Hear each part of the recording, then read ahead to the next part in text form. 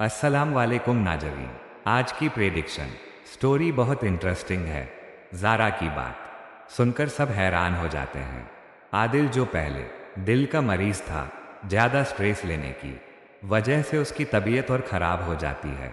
रिहान आदिल की हालत देखकर उसे हॉस्पिटल ले जाता है। डॉक्टर आदिल को इमरजेंसी वार्ड में एडमिट करते हैं।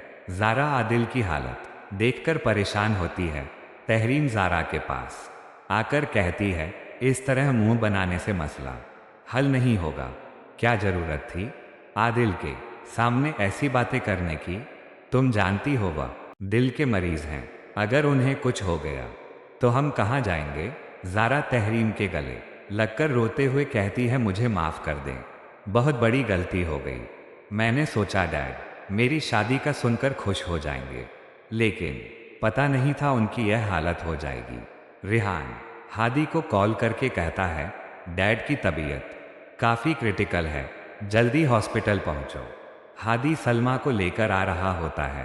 तभी मरियम हादी से कहती है, मैं हॉस्पिटल जाऊंगी, मुझे ज़ारा से जरूरी हॉस्पिटल ले आता है। ज़ारा को इस तरह रोता देखकर हादी से बर्दाश्त नहीं होता। सलमा तहरीम के पास आकर कहती है, भाईजान की तबीयत कैसे खराब हुई?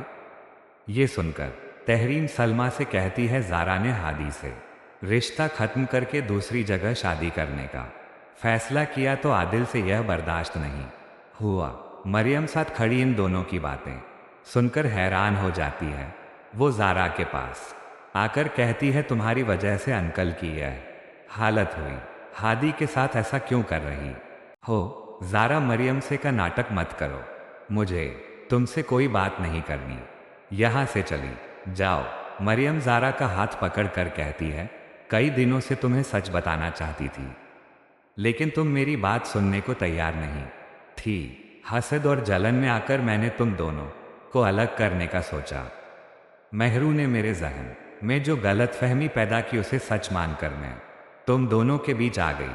हाला ने जब तुम्हारे बारे में बताया तभी मुझे अपनी गलती का एहसास हुआ।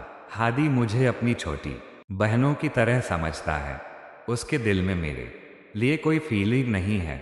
जिस दिन से तुम हादी से दूर हुई वो पूरी तरह से टूट गया।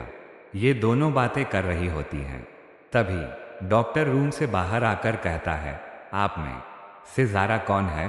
पेशेंट आपसे मिलना चाहते हैं। ज़ारा डॉक्टर के साथ जब आदिल के रूम में दाखिल होती है तो ज़ारा की आंखों से आंसू रुकने का नाम नहीं लेते। वह अपने किए पर पछताते हुए आदिल से कहती है, आप मेरी शादी से करना चाहते हैं, मुझे कोई ऐतराज नहीं, आप ठीक हो जाएं, इसके अलावा मुझे कुछ नहीं चाहिए। आदिल ज़ारा की बात सुनकर कहता है, बेटा मैं तुम्हारे साथ कोई ज़बरदस्ती नहीं कर रहा, अगर तुम्हें हादी से शादी नहीं करनी तो मत करो। मैं यही चाहता हूँ आने वाले वक्त में तुम्हें किसी चीज़ की टेंशन ना हो। हादी और यह सब लोग आदिल के पास आते हैं तो आदिल हादी का हाथ ज़ारा के हाथ में देकर कहता है, बहुत जल्द तुम दोनों की शादी हो जाएगी। आदिल सलमा से बात करके इन दोनों की शादी की डेट तय कर देता है। तहरीम आदिल के इस फैसले से खुश हो जाती है। ये लोग जब घर आते हैं तो ज़ारा हादी के पास आकर कहती है, मैंने तुम्हारे साथ अच्छा नहीं किया, जो सजा देना चाहते हो मुझे कबूल है, तुम्हारी मोहब्बत पर शक करके अच्छा नहीं किया। हादी ज़ारा का हाथ पकड़कर कहता है, तुम्हारा कोई कसूर नहीं, ये सब महरू की वजह से हुआ। महरू की बातों में आकर मरियम ने वो काम किया जो मैंने अपनी ज़िंदगी में कभी नहीं सोचा था। उधर महरू के पास कोई ऑप्शन नहीं रहता तो वो जैन से कहती है, आंटी तुमसे कोई मोहब्बत नहीं करती, देखा उसने हमें अपने घर से जाने के लिए कह दिया, हमें इसी घर में रहते हुए ये प्रॉपर्टी हासिल करनी होगी। आंटी तो यही चाहती है कि हम दोनों इस घर से निकल जाए ताकि वह इस जायदाद की अकेली वारिस बन जाए। दूसरी जानिब फराह सलमान को अपने पास बुलाकर कहती है, हमें महरू को एक्सपोज करना होगा। जैन महरू की हर बात मानने को तैयार हो जाता है। जब उसे महरू की सच्चाई मालूम होगी तो मुझे यकीन है मेरा बेटा उसे धक्के मारकर अपने घर से निकाल बाहर करेगा। सलमान जो महरू से कोई मोहब्बत नहीं करता, उसकी दिलचस्पी रमला में है। वही रमला जो सलमान को बहुत जल्द धोखा देकर यहाँ से फरार हो जाएगी। मुझे तो लग रहा है जो अमल सलमान महरू के साथ करेगा वैसे ही रमला सलमान के साथ करेगी। बहरहाल सलमान फरा की बात मानकर जब जैन को महरू की सच्चाई बताता है तो जैन के पैरों से जमीन निकल जाती है।